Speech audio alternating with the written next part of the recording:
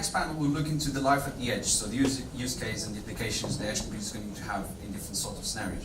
And then, so to discuss more about this, welcome to the stage Dr. Alex Bazin, Vice President of Advanced Technology Division and Global Delivery of Fujitsu, Joseph Dignan, Founder of Kintechi,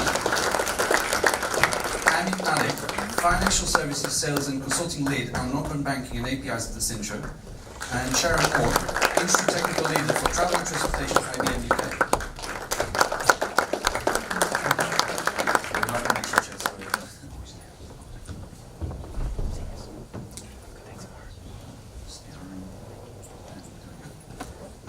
Maybe we can start by going around, so maybe with you, Alex. Why is it critical to get edge done right from step one?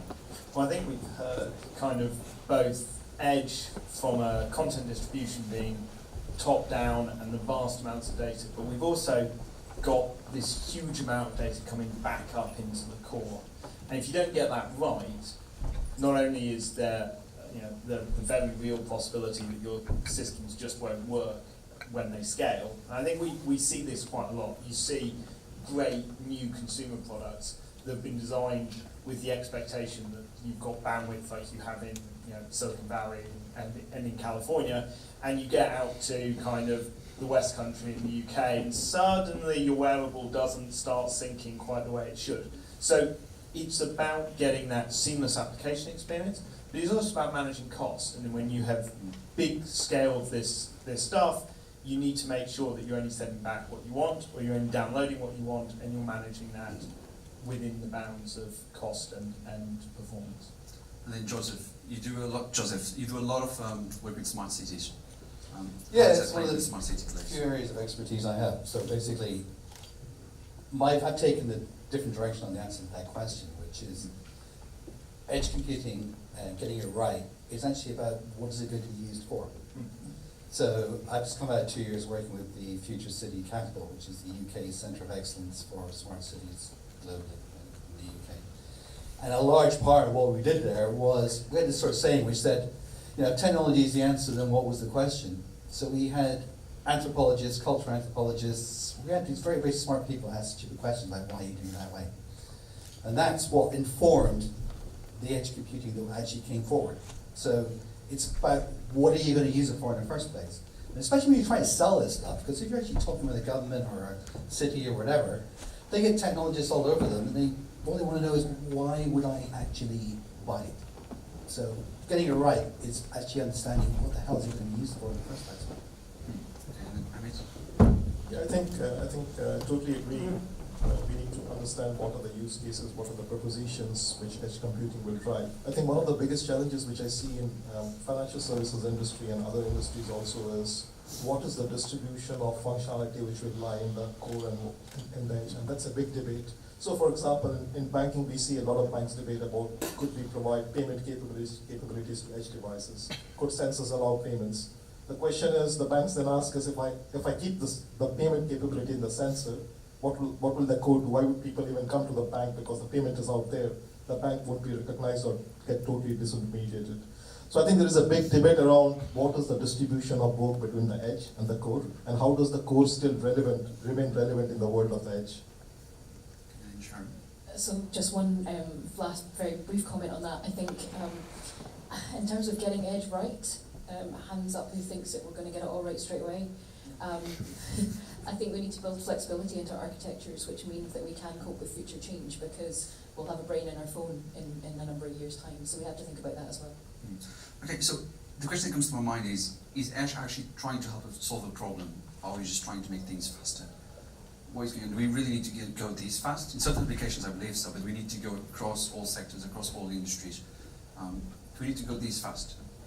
Who wants to break? So the industry I tend to focus on at the moment, travel, transportation. It's not just about being fast, although being faster is not necessarily a bad thing. But there are a number of applications of edge technology, so thinking about IoT or the Internet of Everything, that kind of thing. We're thinking about health and safety, so we're reducing risk potentially, which might change the way we're insured. We could be thinking about operational and efficiencies, so we're reducing cost in our organisations. Or we could be using it in order to engage our customers, and by engaging customers, we bring up our revenue. So there's a whole plethora of possibilities with edge that's not just about being faster, but faster in itself is not necessarily good.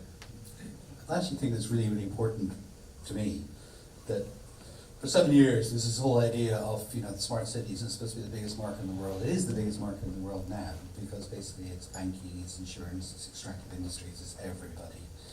But where the edge computing gives an advantage is the deltas of information it allows you to create. So, to give you an example, in Bristol, did anyone hear from Bristol? Bristol have created something called Bristol is Open, which is, they've got 1,500 APIs. They've created a living testbed city, which actually goes through a software-defined network, which is connected up to a blue crystal high-performance compute.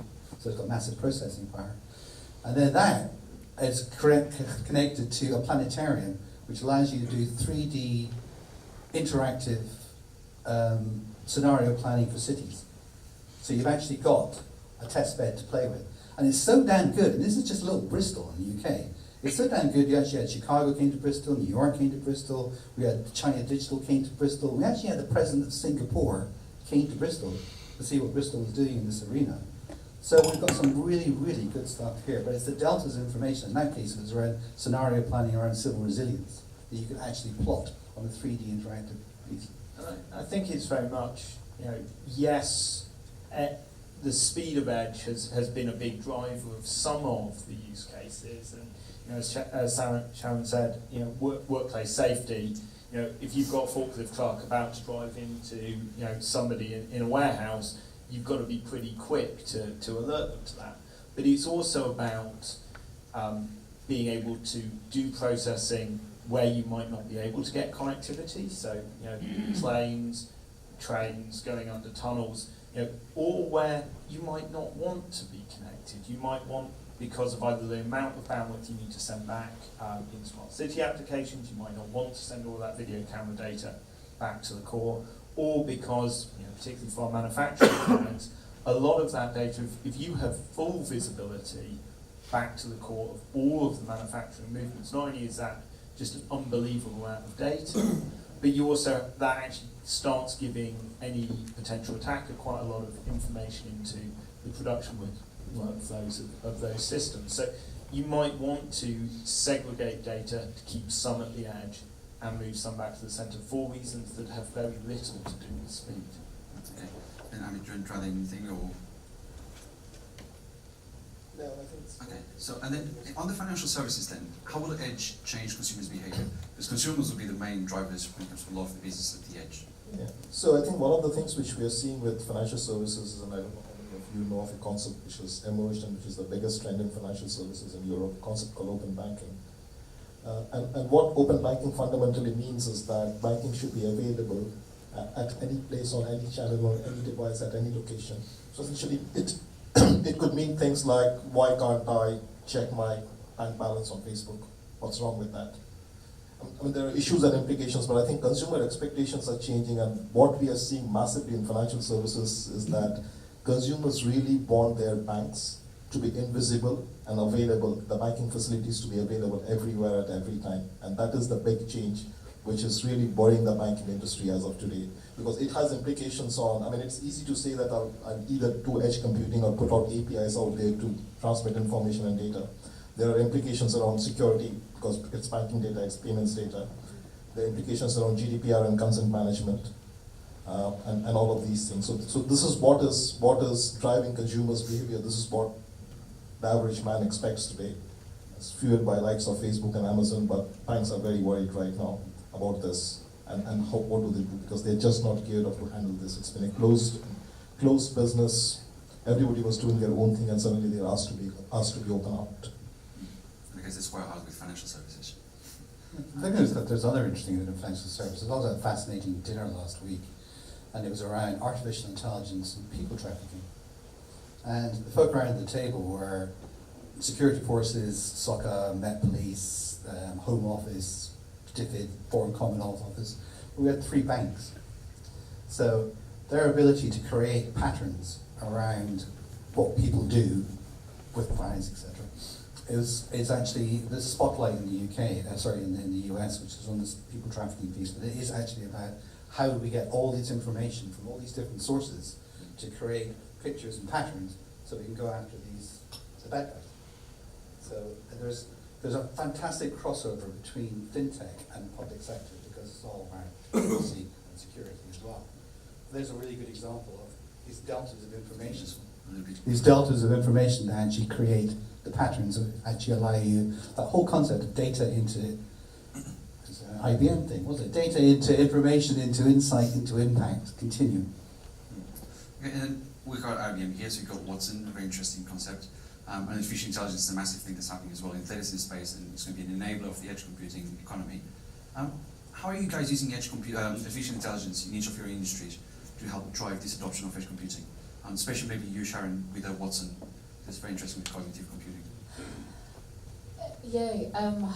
Trying to think about some of the use cases in TNT in particular, although obviously IBM works a little bit wider than that when it comes to artificial intelligence, including in banking.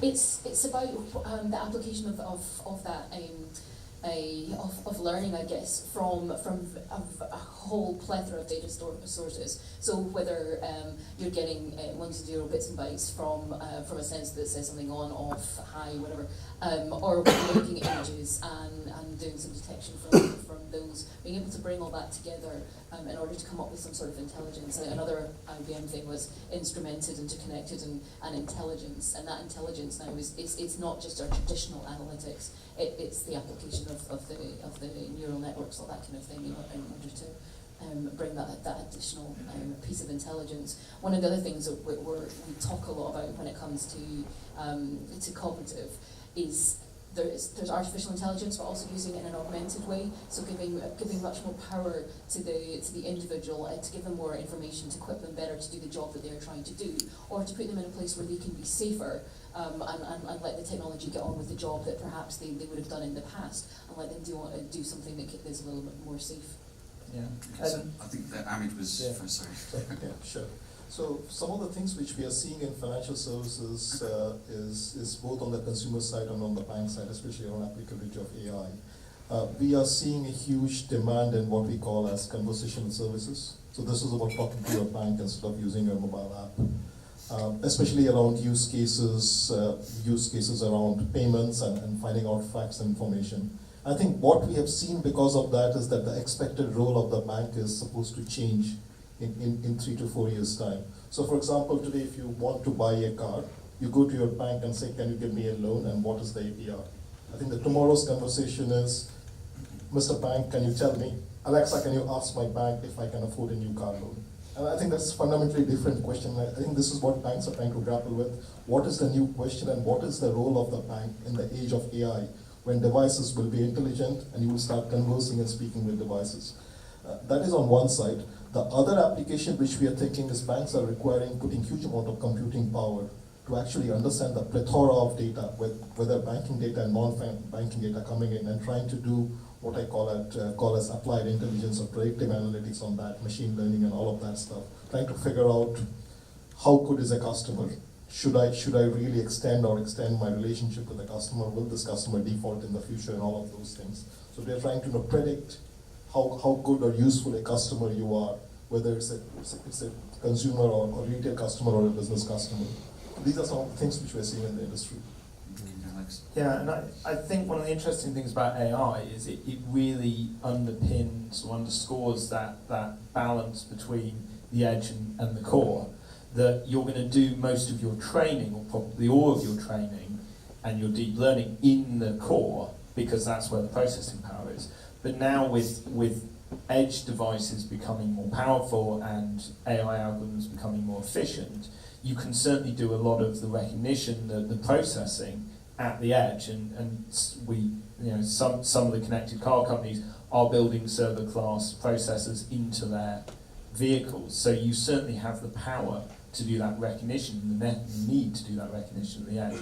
And where are the use cases? Well, we kind of look at human-centric intelligent society, so we look at very much human-level AI, things like workplace safety, where we're monitoring for heat stress, or for people falling over, or for people nodding off at the wheel. And so we've been doing a lot of work to really get AI out to connect with people and make their jobs safe, and that's I think the where I see it happening, where I see the market going, so there's investors in this room, particularly in the smart city market, is with the architectural, engineering, and construction companies. So they're the guys who are actually building the massive developments, etc. And they now have buildings information modeling. And it's kind of morphing from building information modeling into country or city information modeling, and it's almost like the same thing. But this is where edge starts becoming very, very interesting. But from a market making perspective, those are the guys who have actually got the money and the long-term business models to make this work. So one of the problems, I've got a technology background as well, I work for Microsoft. If I went to my Microsoft boss and said, this is going to be 18 months, he'd be like, don't care. It's what's happening in year. And most of the technology companies are pretty much the same. They incentivize their sales teams on monthly, quarterly sales. But the senior VP conversations all around strategic partnership and long-term stuff. The AEC market is absolutely ginormous, and this is where the whole edge computing and smart cities starts to dovetail together. So ACOP, Arup, Atkins, WSP, those are the companies that are going to take this up. And to quickly finish, we're in mid-November. We will soon start looking into what's coming next, the sort of typical trends for 2018. So with you, Sharon, what will be the one thing that you will be looking for in 2018 when it comes to edge? You keep starting with me. I'm going to finish this straight back to the other end and have a Okay, let's start with Alex then. Okay, for 2018, I think we'll start seeing scale. I think that's, we've got a lot of projects going on, but 2018, really starting to see some of those projects scale and hit big populations of deployments for many of these projects. Okay, Joseph? Yeah, I think that the whole smart city market has gone up from sort of slight awareness to reality. So there is now money, there's some understanding of what it means, because it actually, to a large extent, it is IoT. So the whole kind of smart city market will really go back into working. Yeah, I think I'll not predict. I know that the big change that is coming in financial services industry will be the ability to make payments out of anywhere in 2018. That's happening by regulation. So you'll be able to do two things. You're checking out something on Amazon, you'll be able to know what's your balance before and after checkout. And two is you'll be able to pay directly without entering your mobile banking app, without using a credit card. Okay, and Sharon? So without wanting to too corny on this one, actually, I think one of the things we'll start to see is people really discuss what a data economy could be or it should be. And thinking about how we move around cities, think about a conversation we had earlier on backstage about the hours that we spend in our cars and get really stressed and frustrated and road rage and bad backs and all that kind of thing. If we can start having our car vendors start sharing with cities around about traffic patterns, travel, that kind of thing, integrating better with the travel suppliers, whether that's rail or the shared services like Uber, that kind of thing, having a much better joined up approach to society. I don't think that's going to happen in 2018, but I think people will start thinking a lot more about how do we make that possible? How do we keep privacy and security from an individual perspective, but actually do much more from a societal perspective? Okay, thank you, Sharon. Amit, Joseph, and Alex for your views. And then we'll carry on with the Marcin now. So if you can just swap you now for Marcin.